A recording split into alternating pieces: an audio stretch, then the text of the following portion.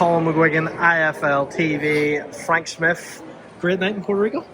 Yeah, great atmosphere in there tonight. You know, it was a different choice to come to Puerto Rico with this main event, but you know, it paid off. It paid off, and a good show and great card throughout.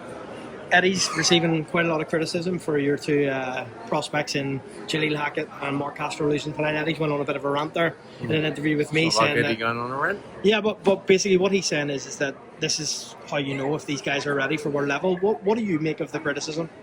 I've spoken about it quite a lot around the criticism, especially in boxing, of someone losing. At the end of the day, what's the point in watching if we know the results of every fight? What are we watching? It's not sport, is it then? It's not competition. It's just someone every fight going in there, not learning anything, not improving, and just winning every time. Like, we're in the wrong business. If that's the business everyone wants to be in, fair play. You know, that the stick he gets, you know, look, it's us as a business, is fighters have lost. Yes, they've lost. Doesn't mean it's the end.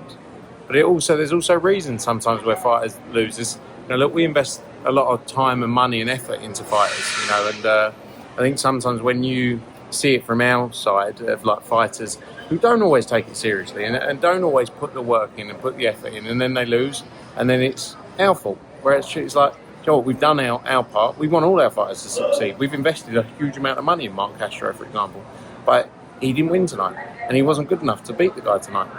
That's it. But again, that comes back to it's competitive sport, and it should be competitive. Otherwise, we're all in the wrong business. And at what point do you start testing someone? At what point do you start putting someone in tough fights? He's had tough fights before this. You know, he's got off the canvas before in fights. And yeah, he just, like, I've heard what Eddie said, like, he wasn't good enough tonight.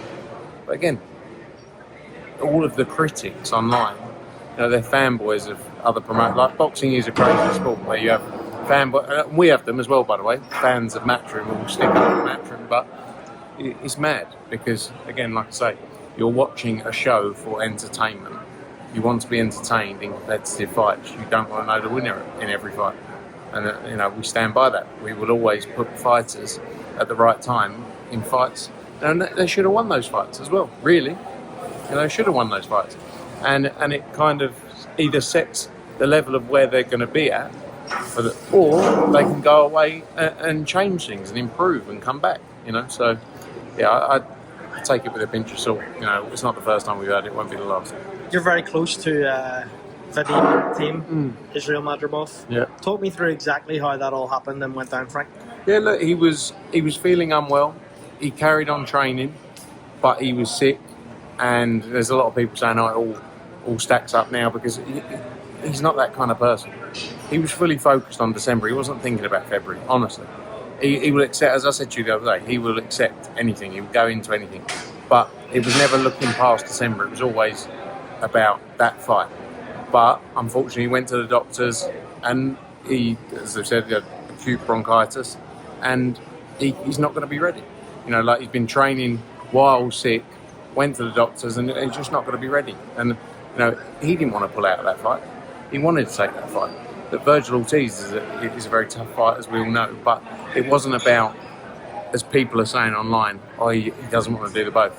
He was willing to do both of them, but he was always eyes focused on December 21st. He just wouldn't be ready.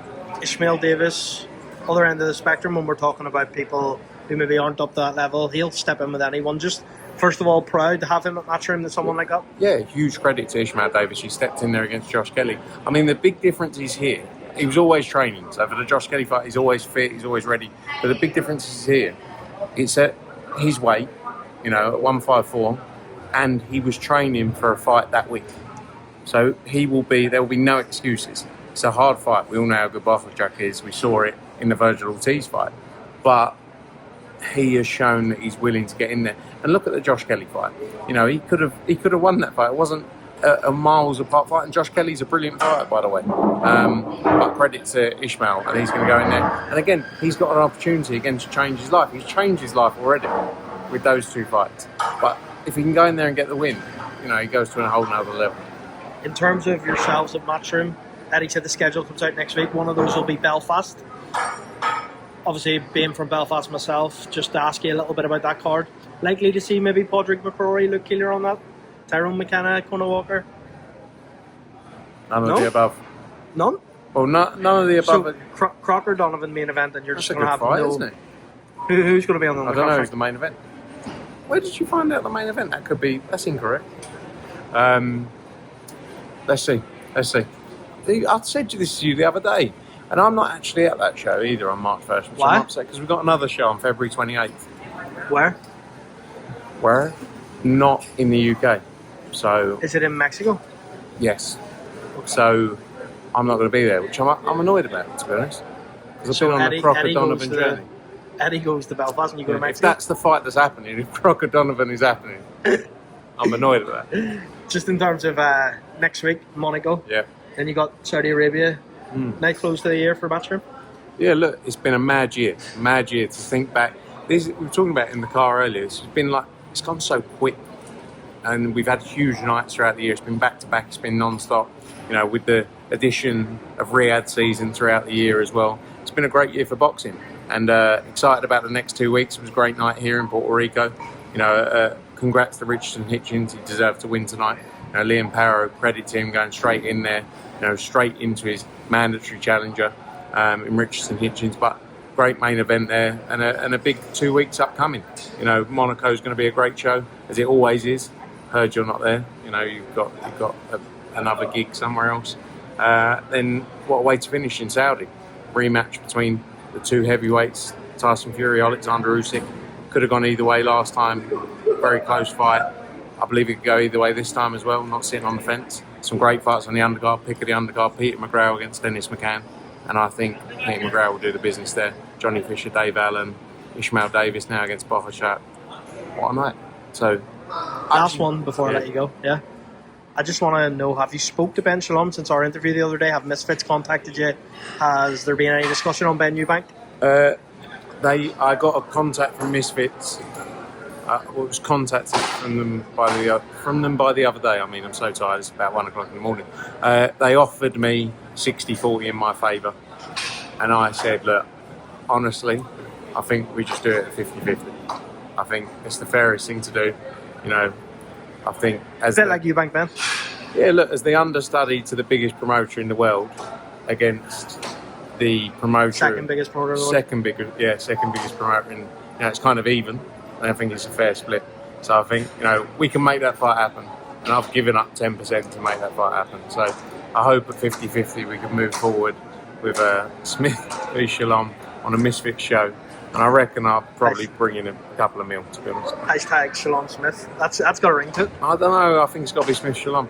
You know, that might be a sticking point. Longer term in the game, you know, sort of staying power, endurance, also undefeated as an amateur boxer as well, 1-0.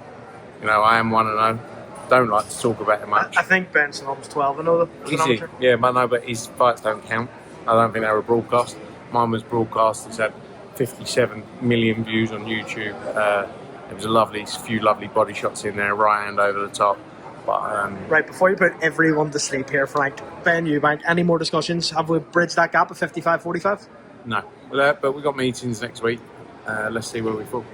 Thanks, Smith. Appreciate it, man. Cheers, mate.